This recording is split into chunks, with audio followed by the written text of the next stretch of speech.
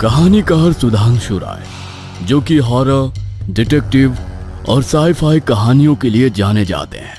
उनकी अगली फिल्म बैदा का ट्रेलर आ चुका है, जो ऑलरेडी YouTube पर ट्रेंड हो रहा है। लोगों का कहना है इसमें उन्हें तुम्बाड़, ब्रह्मयुगम, स्ट्रेंजर थिंग्स और डार्क जैसी जबरदस्त फिल्मों और वेब सीरीज की झलक दिखती है। आइए हम भी कुछ झलकें देखते हैं। अगर उसने एक अलग डायमेंशन यानी कि एक नई दुनिया बनाई है तो उसमें इलेक्ट्रोमैग्नेटिक फील्ड्स भी क्रिएट किए होंगे।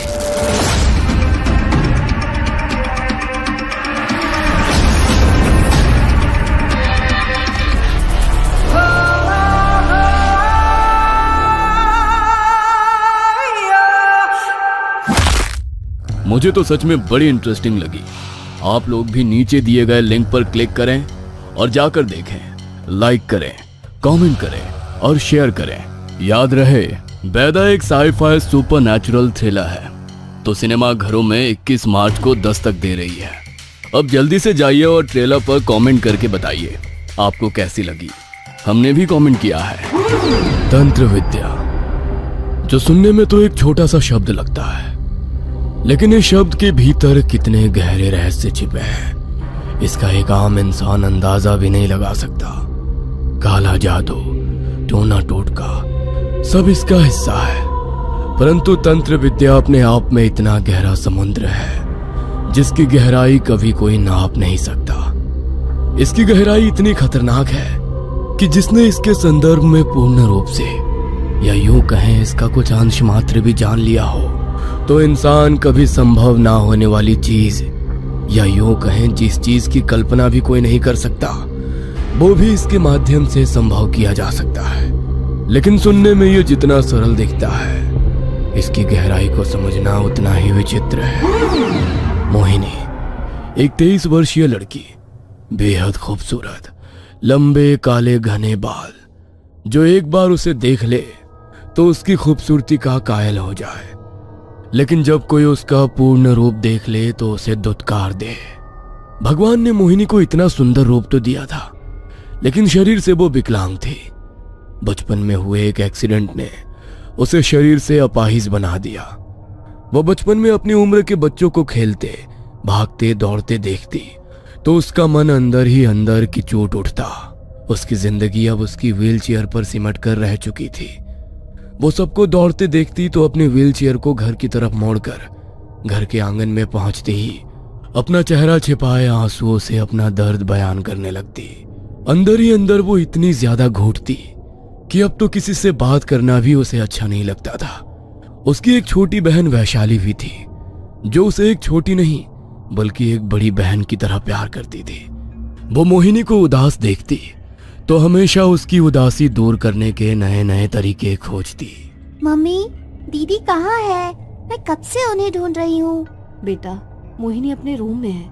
फिर से उसने आज खाना नहीं खाया।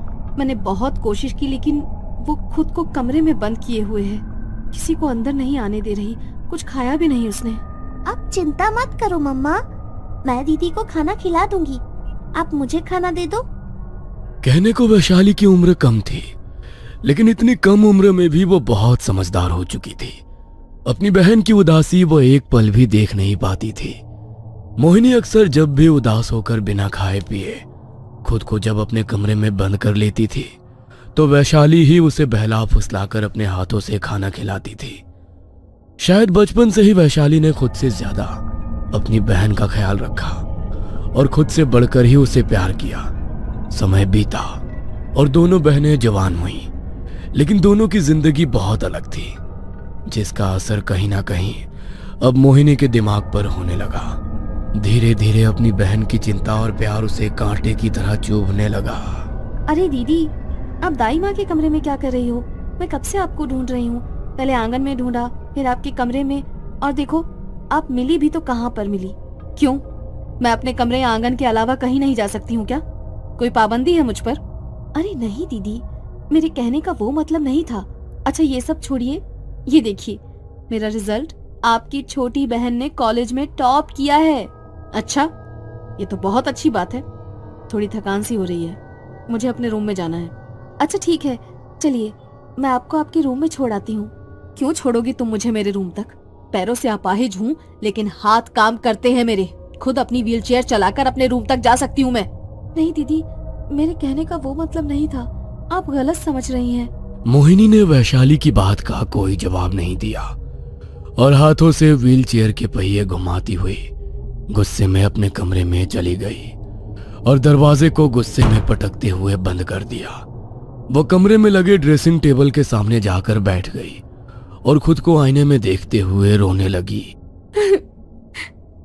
ये सब दिखाकर आखिर क्या जताना चाह रही है वो? कि मैं कभी कॉलेज नहीं जा पाई, मैं भी आज अपनी जिंदगी में सब कुछ हासिल कर रही होती। अगर उस एक्सीडेंट में अपाहिज ना हुई होती तो मैं भी वो जिंदगी जी रही होती जो आज वैशाली जी रही है। लेकिन मैं ये जिंदगी अब और नहीं जी सकती। या तो अब मैं इस जिंदगी को खत्म करूंगी या किसी भी तरह वो सब कुछ हासिल करूंगी जो उसके पास है, चाहे उसके लिए अब मुझे कुछ भी करना पड़े। मोहिनी ने गुस्से में आईने में देखा और ड्रेसिंग टेबल पर रखे सारे सामान को इधर उधर फेंकने लगी। गुस्से में अक्सर वो खुद पर काबू खो बैठती थी और वैशाली को ही उसे शांत कराना पड़ता था। सामान के टूटने की आवाज सुनकर वैशाली दौड़ती हुई मोहिनी के कमरे में आई और उसे शांत करने के लिए उसने उसे अपने सीने से लगा लिया। सब ठीक है ना दीदी? क्या हो गया? कुछ नहीं हुआ, छोड़ो मुझे, छोटी बच्ची नहीं हूं मैं। जाओ यहाँ से और मुझसे बिना पूछे दोबारा मेरे कमरे में मत आना। लेकिन दीदी मैं तो, जाओ यहाँ से, मुझे कुछ समय अकेले रहना है। अब ठीक है दीदी। वैशाली मोहिनी के कमरे से बाहर निकली और उसने दरवाजे को हल्का बंद कर दिया। लेकिन उसके वहां से जाते ही मोहिनी के चेहरे पर एक अजीब सी मुस्कुराहट छा गई। उसने अपनी मुट्ठी खोली तो उसमें टूटे हुए 2-3 बाल थे। जब वैशाली ने उसे गले से लगाया था तब उसी मौके का फायदा उठाकर मोहिनी ने उसके कुर्ते पर गिरे उसके बाल के कुछ टूटे हुए बालों को ले लिया। मुझे जो चाहिए था आखिरकार मिल ही गया। अब सब ठीक हो जाएगा, सब ठीक हो जाएगा मोहिनी। अब तुझे ज्यादा समय तक ये अपाहिज की जिंदगी नहीं जीनी पड़ेगी, नहीं जीनी पड़ेगी ये जिंदगी। कुछ देर बाद सबने खाना खाया और 1 घंटे बाद मोहिनी की माँ उसके कमरे में उसे दवाई देने के लिए आई। आज वैशाली से गुस्सा हो गई तू, इसीलिए आज मैं तुझे दवाई खिलाने आई हूँ। क्यों छोटी बहन पर गुस्सा करती है? ये ले, दवाई ले और आराम से सो जा। उसकी माँ ने उसे दवाई दी और वहां से चली गई। लेकिन मोहिनी ने दवाई नहीं खाई। उसने दवाई को मुंह से निकाला और जमीन पर फेंक दिया। रात के लगभग 1:30 बजे का समय था। घर में सब लोग गहरी नींद में सो चुके थे। मोहिनी के बिस्तर के बगल में उसकी व्हीलचेयर रखी थी। उसने जैसे तैसे अपने हाथों का सहारा लिया और व्हीलचेयर पर बैठने लगी। बड़ी जद्दोजहद करके वो अपनी व्हीलचेयर पर बैठ पाई और अपनी अलमारी की तरफ गई। उसने अलमारी खोली तो कपड़ों के नीचे एक किताब रखी थी। उसने उस किताब को निकाला और व्हीलचेयर घुमाकर अपने बिस्तर की तरफ आ गई। बस कुछ रातें हैं तुम्हारे पास वैशाली, उसके बाद मैं सब खत्म कर दूंगी। उसने उस किताब का एक पन्ना खोला और वैशाली के सर से उसने जो बाल निकाले थे उस किताब के एक पन्ने के बीच रख दिए। अगले दिन वैशाली कॉलेज से घर आई तो मोहिनी बड़ी ही खुश हॉल में टीवी देख रही थी। अरे वाह दीदी, आज तो आप बहुत ही खुश लग रही हो। तो क्या ना रहूं मैं खुश? खुश रहने का अधिकार क्या सिर्फ तुम्हें है? आप हमेशा मेरी बातों को गलत क्यों समझती हो दीदी? मैं भला क्यों चाहूंगी कि आप खुश ना रहो? वैशाली को आज मोहिनी की बात का बुरा लग गया तो वो वहां से जाने लगी। लेकिन मोहिनी ने जानबूझकर अपनी व्हीलचेयर आगे कर दी। वैशाली उसकी व्हीलचेयर से टकराकर गिर गई और उसका सर वहां पर रखी टेबल से जा लगा। उसके माथे पर हल्की चोट लगी और माथे से खून निकलने लगा। अरे I am so sorry Vaishali, मुझे नहीं पता था कि तुम गिर जाओगी। तुम्हें ज्यादा लगी तो नहीं ना? नहीं दीदी, कोई बात नहीं, ज्यादा नहीं लगी, हल्की सी चोट है। आप बैठो, मैं अपने माथे पर बैंडेज लगाकर आती हूँ। वैशाली अपने माथे पर बैंडेज लगाने अंदर चली गई और इसी बीच मौका पाकर मोहिनी ने टेबल पर लगे उसके खून को अपने रुमाल से साफ कर दिया और सीधी अपने कमरे की ओर चली गई। उसने वैशाली के खून से सने उस रुमाल को अपने ड्रॉअर में रख दिया और रात होने का इंतजार करने लगी। रात को सबने खाना खाया। वैशाली उसे उसके कमरे में छोड़कर गई। मोहिनी आज बार बार घड़ी की तरफ ही देख रही थी। घड़ी में जैसे ही रात के 12 बजे उसने अपनी अलमारी खोली और फिर से वही किताब निकाली और अपने ड्रॉअर से वैशाली के खून से भरा रुमाल निकालकर उसने उस किताब के साथ ही अपने रूम की ड्रेसिंग टेबल पर रख दिया। पूरे कमरे में अंधेरा था। वैशाली ने अपनी ड्रेसिंग टेबल का ड्रॉअर खोला और उसके अंदर से एक कैंडल और माचिस निकाली। उसने कैंडल को जलाया तो सामने ड्रेसिंग टेबल के शीशे में उसका चेहरा अंधेरे में चमकने लगा। उसने वो किताब खोली और मंत्रों को पढ़ना शुरू किया। उसने वैशाली के खून से सने रुमाल को निकाला और उस पर अपने सर के कुछ बाल काट कर रख दिए। अब उसने एक साफ कपड़ा लिया और उसके अंदर वो बाल रख दिए जो उसने वैशाली के सर से लिए थे।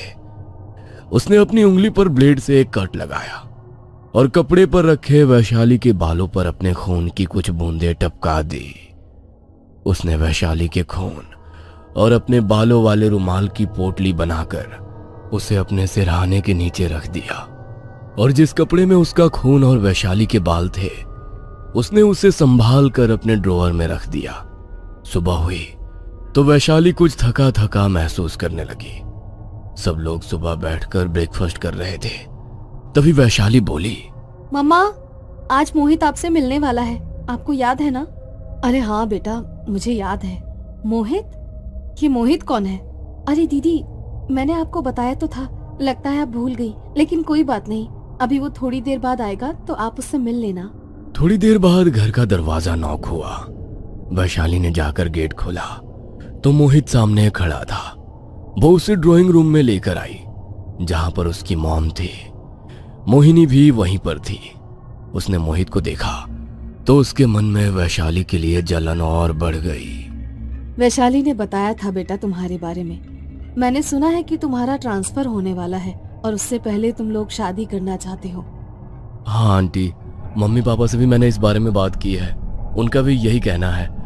लेकिन अगर आपको इतनी जल्दी शादी नहीं करनी है तो कोई बात नहीं, मैं इंतजार कर लूंगा।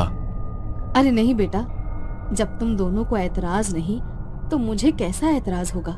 पंडित जी से बात करके हम शादी का मुहूर्त निकलवा लेंगे। इसकी शादी के लिए यहाँ पर मुहूर्त निकलवाने की बात की जा रही है, लेकिन मेरे बारे में किसी ने नहीं सोचा। पर मैं भी तो इतनी आसानी से तो सब कुछ नहीं होने दूंगी। अगर कोई चीज मुझे नहीं मिल सकती तो मैं उसे वैशाली को भी नहीं मिलने दूंगी। शादी की बात पक्की हो गई थी। बस अब पंडित जी से शादी का मुहूर्त तय करवाना था। आज रात मोहिनी के मन में वैशाली के लिए एक अजीब सी जलन थी। वो अपने कमरे में गई और उसने अपने ड्रॉअर में रखी उस पोटली को उठाया जिसमें उसका खून और वैशाली के बाल थे। वो बहाने से वैशाली के कमरे में गई। अरे दीदी आप, मैं अभी आपके पास ही आने वाली थी।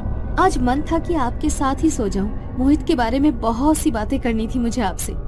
बातें तो मुझे भी करनी थी, इसीलिए मैं ही यहाँ पर आ गई।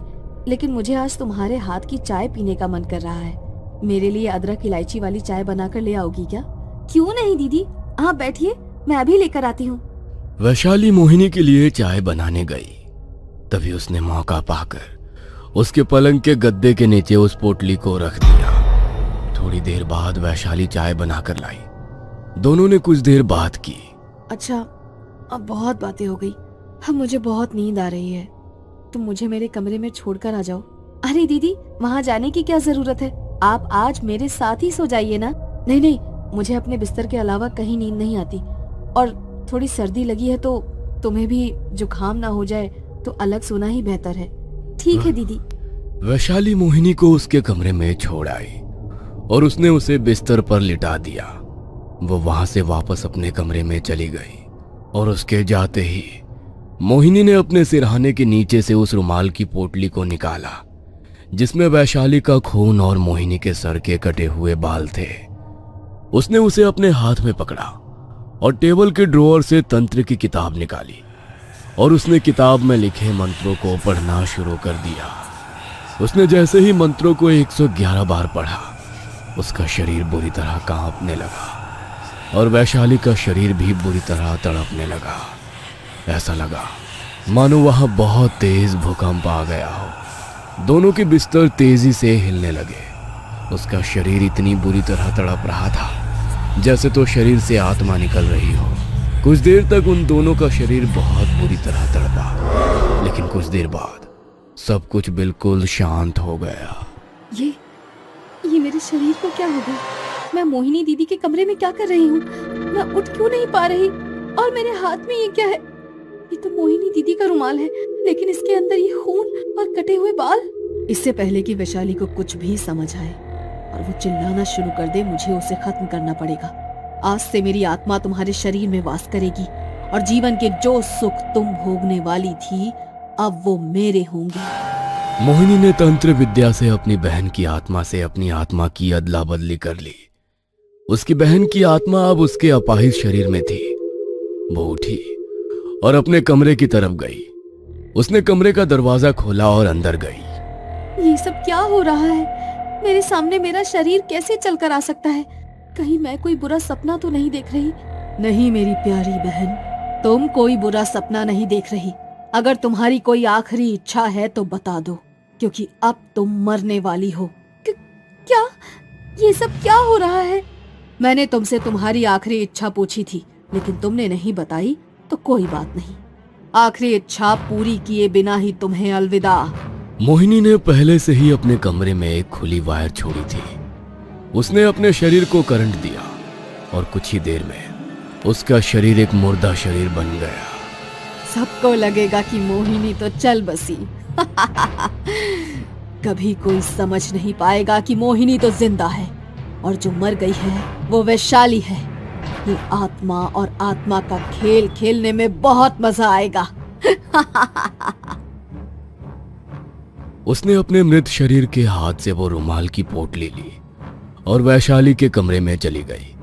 वैशाली के कमरे में जाकर आज उसी के रूप में वो आराम से सो गई। सुबह जब उसकी मां मोहिनी के कमरे में उसे उठाने गई तो उसकी चीख निकल गई। मोहिनी के चल बसने की खबर ने उन्हें बुरी तरह झकझोर कर रख दिया। मोहिनी के शरीर का अंतिम संस्कार किया गया। पंडित जी ने उसकी अस्थियों को उन्हें दे दिया। आप इन अस्थियों को मुझे दे दो माँ, मैं गंगा जी जाकर इन्हें खुद प्रवाहित करके आऊंगी।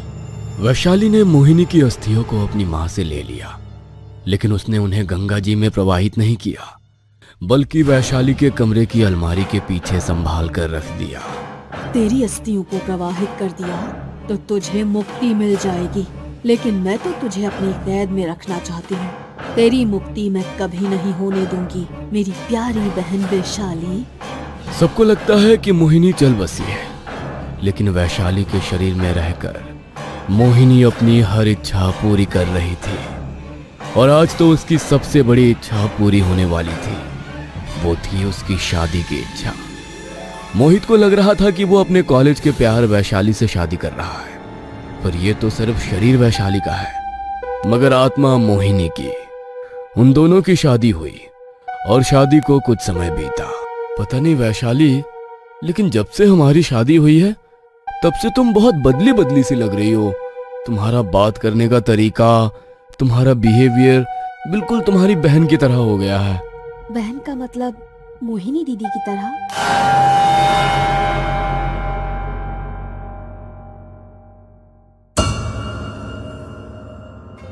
ये कहानी आपको अच्छी लगी हो तो हमें सब्सक्राइब करें, हमारा इंस्टाग्राम और फेसबुक पेज जरूर फॉलो करें। और हाँ दोस्तों, सब्सक्राइब करना भूलना मत।